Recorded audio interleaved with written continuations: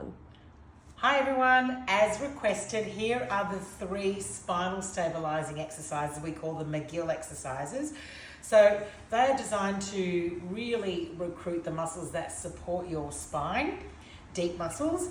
So we start with the first one. There's front, back and sides of the spine. So you start out on the floor with your legs out straight and you find your own natural gap without tilting your pelvis at all.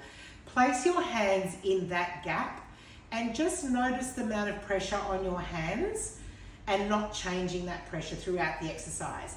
Then you'll bend your right knee up and put your foot down on the floor and you'll lift your head, neck and shoulders without squashing your hands under your low back. So it's not that, and really watching that you don't tilt. You want to keep your tailbone heavy down into the mat. So basically not changing the pressure on your fingers. If your neck is sore, you can take one hand out. So I've still got my hand there to gauge the pressure, and one hand supporting my head. If you've got low bone density like osteopenia or osteoporosis, I would encourage you just to lift your head off, not your thoracic spine. So my shoulder blades are down. If your bone density is okay, you can lift higher. But again, not squashing your hands. So just keeping the same curve as when you started with your legs out flat. And lifting the elbows makes it a little bit tougher. When you've done 10 slow, deep breaths, you take your head down and you swap legs. You don't have to swap arms, it's all the same. Again, hand under the low back, the gap. Keep the same pressure on your hand as you lift, and you should feel it working through here. I don't want you to work up here.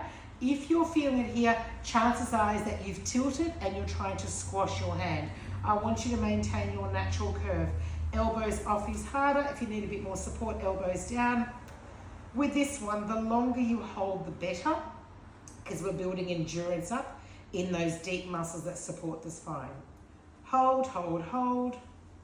For 10 or 12 or 15 slow deep breaths. Your head is supporting your neck if your neck is sore. If you're okay, you can have both hands under your low back. All right, I reckon that's about 10 or 12 of your breaths and lying down. So that's to really support the muscles at the front that support your spine. Then you do your side lift. So you turn side on. Okay, you can have, I'm going to change this a little bit. I'd rather you didn't have it with your hips forward. So the further back your hips are, the better, so there's less hip bend. Option 1 is to have your knees down and stacked.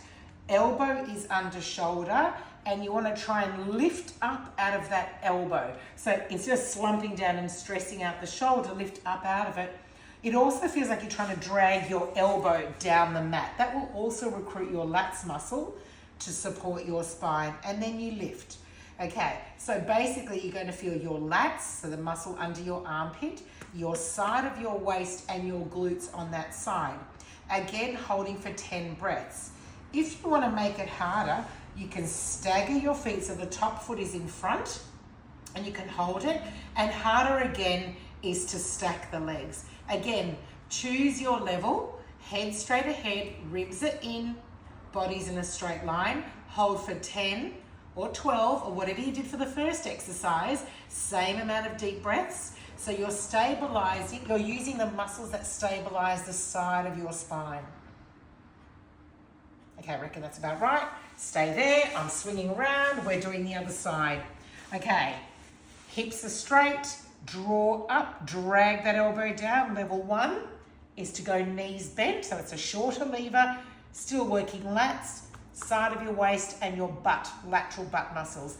Level 2, top leg is ankles are flexed, top leg is in front, staggered, or level 3 is your stacked legs. You can have a superstar arms as well and really reach to the ceiling, which helps give you more lift.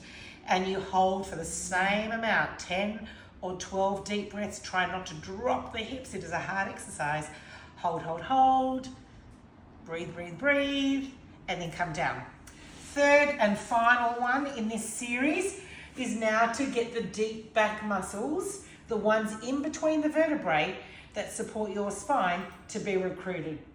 Okay, so shoulders over wrists, also good for bone density and weight bearing through your hands. If you can't do this with your hands, you can get it like a coffee table or a box, and you can do this from elbows, all right? Preferably not down here, preferably from this height. So you'll just prop yourself up on something that you can lean on your elbows with.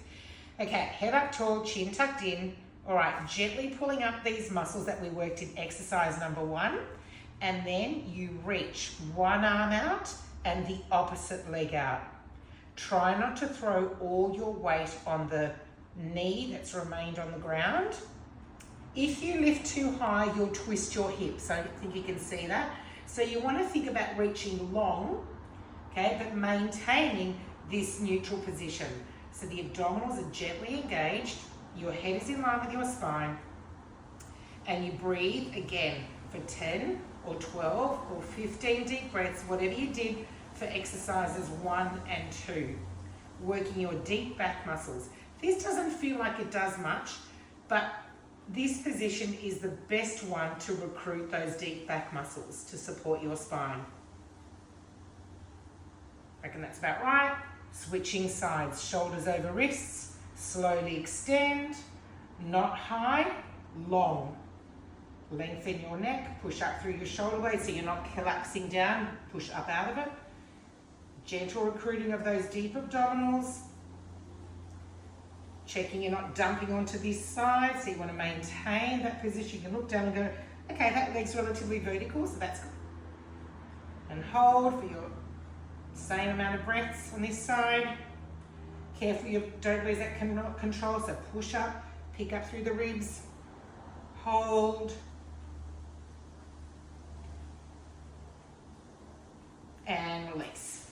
And that, my friends, is the 3 McGill exercises to stabilize anterior, lateral, and posterior sides of your spine, front, sides, back of your spine.